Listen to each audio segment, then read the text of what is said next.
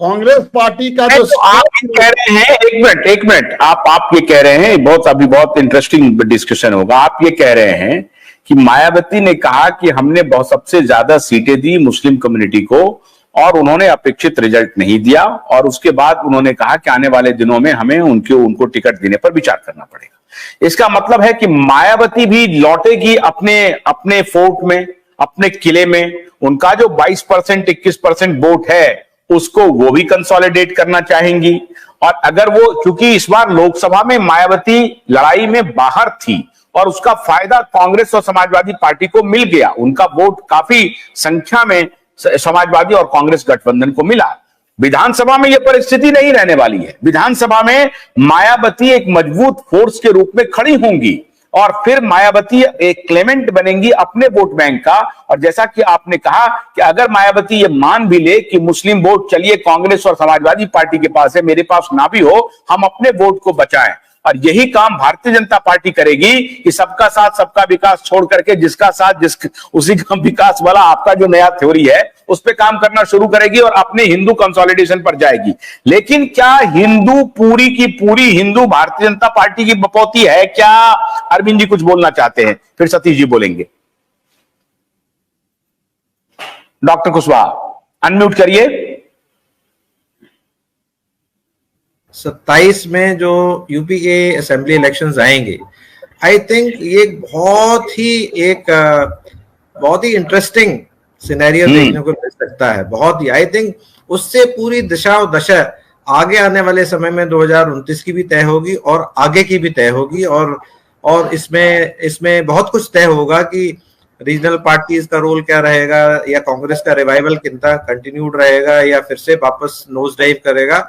ये सब 2027 के इलेक्शन से काफी हद तक जो है डिसाइड होने वाला है। अब आ जाते हैं 2027 में क्या क्या संभावनाएं हैं जो हो सकती है। जैसे हम लोग डिस्कस कर रहे थे, तो उसमें अगर कांग्रेस और समाजवादी, जैसे हम लोग अब बात कर रहे थे और सब लोग शायद उस बात को मानते भी हैं, एक कॉमन वोट बैंक है उनका, इसमें कोई शक नहीं है।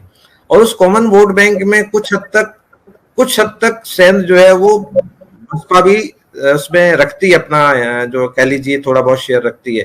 अब बसपा का शेयर अगर खिसकता है तो इन दो के पास ही जाता है, या सिमिलरली अगर उनके यहां से खिसकता है तो कहीं ना कहीं या कांग्रेस से खिसकेगा तो समाजवादी में जाएगा, समाजवादी से खिसकेगा तो कांग्रेस में जाएगा।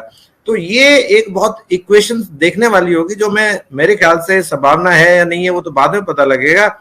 मान लीजिए समाजवादी और कांग्रेस जिस तरह से अभी एक साथ आए थे, अगर ये संभावना 2027 में हो जाए कि किसी तरह से बसपा और बीजेपी साथ में आकर के लड़ गए 2027 में, आप सोचिए कुछ नहीं, एक सीट नहीं मिलने वाली है समाजवादी कांग्रेस को अक्रॉस दी यूपी स्टेट। ये मैं आज आपको बता रहा हूं, क्योंकि जो बसपा का मैं मानता हूं कि काफी आधार कम हुआ है, लेकिन फिर भी आज 9 से 10% वोट तो है ही यूपी में, अभी भी है। इतना होने के बाद, जबकि 22-23% होता था, अब वो घट करके आज 9-10% पे आ गया है। लेकिन वो खिसक के इन्हीं के पास गया है, कांग्रेस से समाजवादी के पास। तो अगर वो वोट 9% भी मान लीजिए, अगर कहीं गलती से बीजेपी डिसाइड कर लेती कि लेट्स गो विद बीएसपी, तो सोचिए इनको कुछ नहीं मिलने वाला, ये कुछ भी बिल्कुल खाली हाथ रह जाएंगे ये दोनों। और हो सकता है यूपी में उसमें दो बात होगी, उसमें डॉक्टर साहब बिल्कुल ठीक कह रहे हैं, आपका एजम्पशन बिल्कुल सही है। लेकिन क्योंकि महाराष्ट्र में अभी जो चुनाव होंगे उस महाराष्ट्र में समाजवादी पार्टी नहीं है, महाराष्ट्र में कांग्रेस पार्टी है और बाकी वहां के जो स्थानीय पार्टियां हैं वो है। अगर महाराष्ट्र में कांग्रेस का इस कमिंग विधानसभा इलेक्शन में परफॉर्मेंस अच्छा हुआ तो वो एक टेम्पो क्रिएट करेगा 27 के लिए उत्तर प्रदेश में, और हरियाणा में भी अगर कांग्रेस ने अच्छा परफॉर्मेंस किया तो महाराष्ट्र और हरियाणा के परफॉर्मेंस के बाद एक मॉरल बहुत हाई होगा, क्योंकि ये कॉन्जिक्यूटिव विन होगा। लोकसभा में भी जीत की तरफ बढ़ रहा है, फिर दोनों स्टेट असेंबली में भी जीत की तरफ बढ़ा, और तब जाकर के वो क्लेमेंट ज्यादा होगा। ये मैं कह रहा हूं, उत्तर प्रदेश में भी समाजवादी पार्टी के पास कहेगा देखिए मेरा टेम्पो है, आप मुझे लोकसभा के तरह ट्रीट मत कीजिए। नहीं, आप ये चीज समझने की जरूरत है कि महाराष्ट्र में जो फाइटिंग, जिसका कह सकते हैं कि आखिर मेन कॉम्पिटिशन किस में, आज कौन बड़ी पार्टी है। अगर महाराष्ट्र में मैं अगर ना असेसमेंट देना चाहूं तो शायद आज जो इमर्जिंग पावर है वो एनसीपी है। किसी भी तरीके से आप देख लीजिए, कांग्रेस नहीं है, ये एनसीपी मेन पार्टी है जो कि उभर के आने वाली है। ये शिवसेना है, वो काफी हद तक डिवाइड होकर रखी, उनको नुकसान हो रहा है। तो मैं जो देख रहा हूँ उसमें कांग्रेस का रिवाइवल मेरे ख्याल से मैं इतना नहीं देख रहा हूँ जितना एनसीपी का रिवाइवल देख रहा हूँ इसमें। और हो सकता है शिवसेना भी किस तरह से रिवाइव होती है, या मनसा भी इनके साथ आता है, बीजेपी के साथ आता है, और शिवसेना के जो ऑलरेडी एकनाथ शिंदे ग्रुप है वो आता है।